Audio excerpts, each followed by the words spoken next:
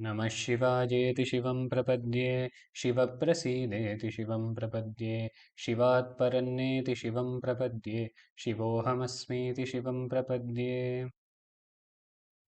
In the previous satsanga, we saw the 12th shloka in which Acharyar says, it doesn't matter where you live as long as your mind is established in that Bhagavan, as long as your mind is established at the feet of Parameshwara. Because everything, every place, every person, everything is a manifestation of that divinity. In Shiva Puranam, there's a very beautiful shloka which speaks about Smarana Bhakti, the Bhakti which is characterized by remembering Bhagavan. And how is it done? Parameshwara himself says this Vyapakam Devi Mam Drishtva Nityam Sarvatra Sarvada Nirbhayatvam Sada Loke Smaranam Tadudahritam. O Devi, he is giving this as an Upadesha to the Divine Mother. He says, see me everywhere, Nityam Sarvatra Sarvada, everywhere and at all times, see me and me alone. And when you do this, what happens? Nirbhayatvam Sada Loke. You have nothing to fear from anybody. You have no fear from anybody because everything, everyone is Parameshwara Swarupa. And this vision of divinity is what is called smarana. It is not with great difficulty every once in a while saying, oh, my Guru has told me to remember Bhagavan. Okay, let me remember Bhagavan now by doing some nama japa or now by doing some mantra japa. That is a good starting point. Because we keep forgetting Bhagavan thrice a day or 4 times a day, we can make it a practice to go sit in our puja room. Or once a day or twice a day, we go sit in a temple just to go be in an atmosphere where it is easier to remember it. But ultimately, what is Smaranam? It is seeing that Parameshwara everywhere, all the time, and in everything that we do. Then in the next shloka, Acharya says, Asare samsare nija bhajana dure jadadhiya भ्रमन्तं मां परमकृपया पातुमुचितं मदन्यः को दीनः तव कृपणरक्षाति निपुणः त्वदन्यः को वा मे त्रिजगति शरण्यः पशुपते. Asare samsare, in the samsara which has no essence, sara means essence. Asare samsare, in this samsara which has absolutely no essence, which is devoid of peace and lasting happiness, because that is the essence of life. What are we looking for in life? Every single thing that we do, we are looking for fulfillment and contentment ultimately. But that is not to be found in samsara. But without knowing this fact, we keep roaming around in this samsara. Nija bhajana dure jadadhiya. We are stepping far and far away from Atma Vichara. We are stepping far away from the real purpose of our life, which is to worship Parameshwara. Because of what is this? Jadadhiya Brahmantam. Because of having a very dull intellect. Because a sharp intellect has Viveka. A sharp intellect is able to quickly discern between what is eternal and what is non eternal. And very quickly, an intelligent one understands that you cannot get eternal happiness from a non eternal world. The world is ever changing, it is non permanent, so it cannot give us the permanent fulfillment and happiness that we're looking for. Swami Vivekananda says, the desire for infinite bliss can never be satisfied by finite objects. The desire for infinite knowledge can never be satisfied by finite knowledge. Because that is our own real nature. That is why we desire it. Sri Ramakrishna used to say, happiness is your own real nature. So you're not wrong in seeking it. The problem lies in where you're looking for it. You're looking in a place where it's not there. Happiness in the world is like water in a mirage. It appears to be there, but when you chase it, you spend a lot of energy and time chasing it, and you reach there, you realize it's not there. Now, what happens when you look back? Now the mirage appears in the place where you started from. Now, so you go back to where you came from. Mam andham. Like this, I am blinded by this aviveka. I am blinded by my delusion and my dull intellect. O Parameshwara. So, out of supreme compassion, you only have to save me. Because if left by myself, I am going to be roaming around in samsara forever. Madanyah ko deenaha. Tava kripana rakshati nipunaha. You are the greatest expert in protecting all the people who are suffering. And who else is there who is in greater suffering than me? And also, who else can I surrender to? In these three worlds, apart from you, I have nobody to go and surrender to.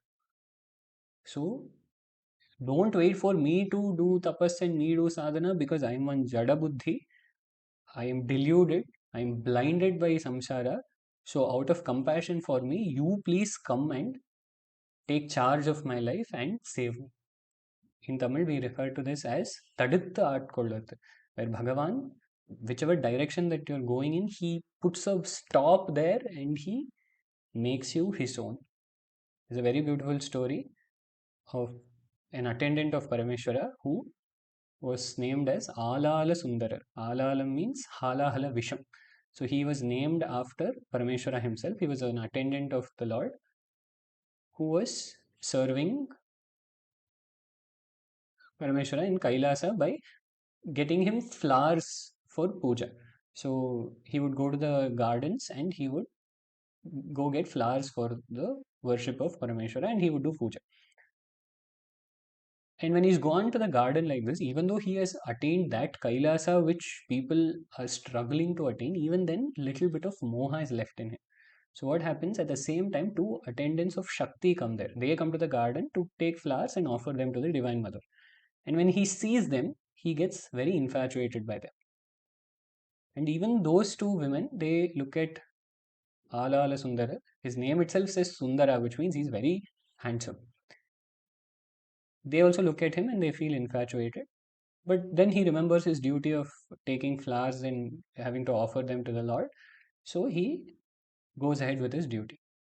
But Parameshwara is Sarvajnani. He knows everything. He is a Sarvajnan. So he realizes that this kind of desire, Sankalpa, has come in the minds of his attendant and the two attendants of Shakti. So he curses them that they should go be born on earth to satisfy this Sankalpa or to fulfill this desire and come back to Kailasa.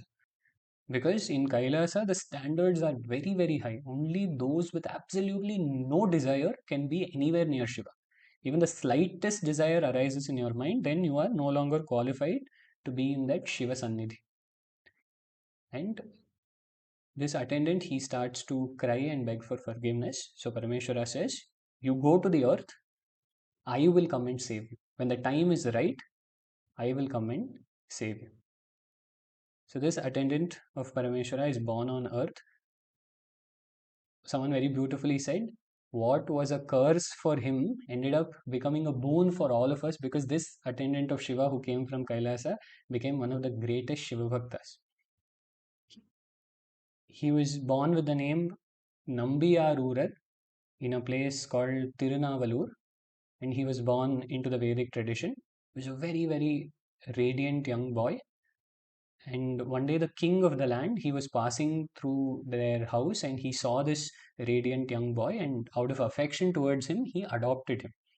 So he grew up as in the palace, but because he was born in a Vedic tradition, he still continued all his Vedic studies, and the time of his marriage came. And they found a suitable bride for him. The marriage was arranged, the wedding was fixed, all of that is done, and that day, just as the wedding rituals were about to begin, a strange old man from somewhere comes and he calls for everyone's attention. He says, this marriage cannot happen and I have an objection to it. So everyone is very confused, but since he's a really old person, out of respect for him, they all gather around to listen to what he has to say. And Nambiya ruler also comes there. The groom also comes there and he asks, why can't this marriage happen? He says, because your grandfather has given you away as a slave to me. So without my permission, you cannot do anything, let alone get married. You cannot do anything because your grandfather has given you away as a slave to me. And he looks at this old man and asks, Nambi looks at this old man and asks, are you mad?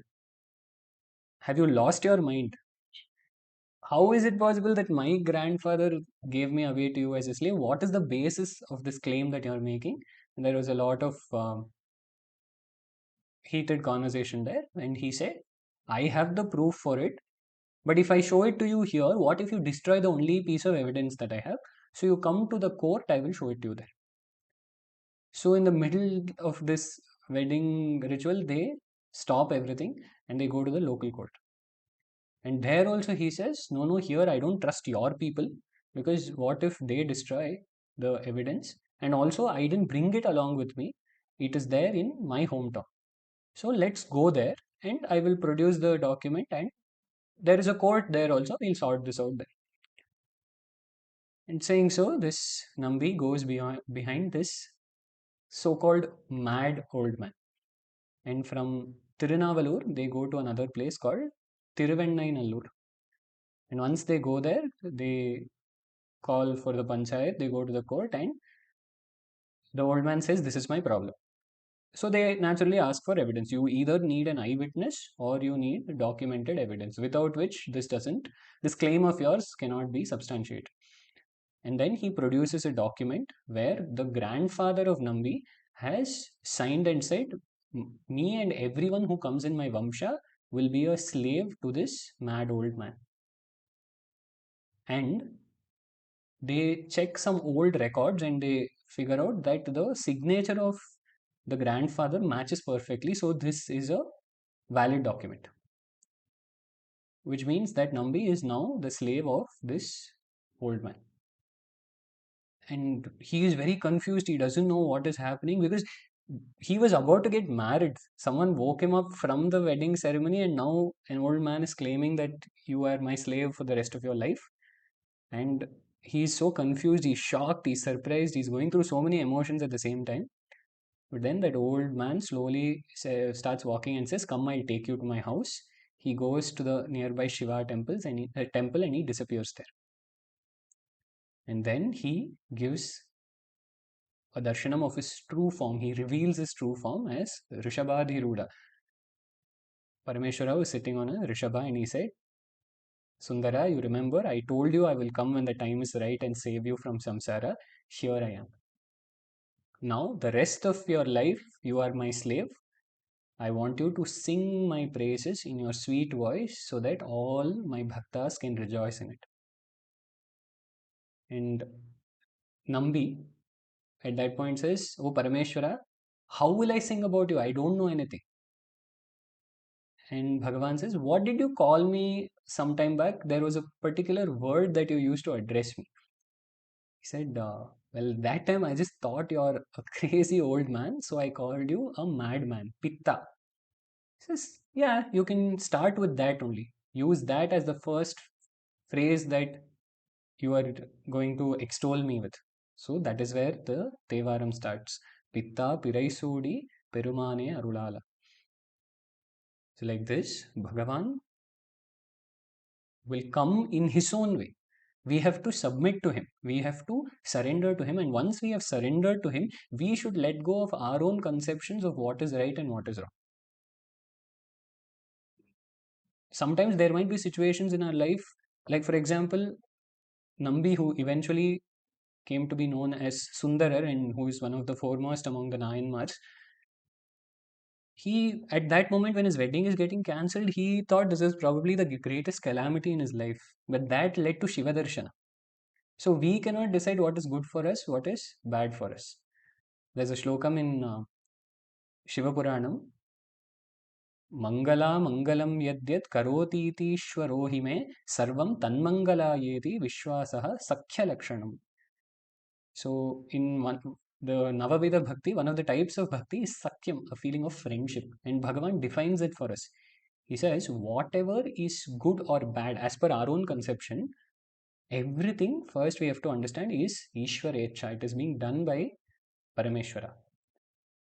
And everything that is done by Parameshwara is for our own good. Sarvam tanmangalayeti. Everything that Bhagavan is doing is for my own good. This Vishwasaha, this strong and firm conviction that everything that is happening in my life is because of Ishwara Kripa, This conviction leads to fulfillment and peace in life because we don't judge situations now. We don't say, oh, this is a good thing, this is a bad thing, because when we look at our own lives up until this point, there are so many incidents which we thought were a disaster, but that turned out to be a blessing in disguise. There were so many incidents in our life until this point when we look back that we thought was a great blessing, but it turned out to be a disaster. So we never know what is good for us, what is bad for us, because of our own limited knowledge and intellect. So whatever happens in our life, we have to learn to accept it as the will of God, and God only does what is good for us. And this is not to say that if you become a bhakta, you will only face difficulties. All bhaktas have sang great praises about the bliss that they experience while living this life of bhakti. So it is not necessary that, okay, if you become a bhakta now, that there will be some problem in your life. Good and bad is how life goes. Manushya Janma, the characteristic itself is there is around 50-50 papa punya. If there was more punya, you would have gone to Swarga Loka. If there was very less punya and more papa, you would have gone to Naraka Loka. The fact that you're in Bhuloka itself shows that your punya papa is 50-50. So good and bad will keep happening outside in the world. Nobody can control that. But we have a tendency to fixate on the negative. Psychologists say it takes 5 good compliments to erase the effect of one negative criticism. So one person criticizes us, that is equal to 5 positive compliments. That is how powerful negativity is. One dukkha in life can make us forget 5 good things that Bhagavan has given us. And once we realize even that one bad thing that happened, Bhagavan has given us 5 good things. First, we have to learn to recognize that. And on top of that, even that one bad thing once in a while that might happen, we have to learn to see that as the grace of the Lord. Only then we will be able to cross this ocean of samsara. We'll continue in the next satsang. Shiva Shiva.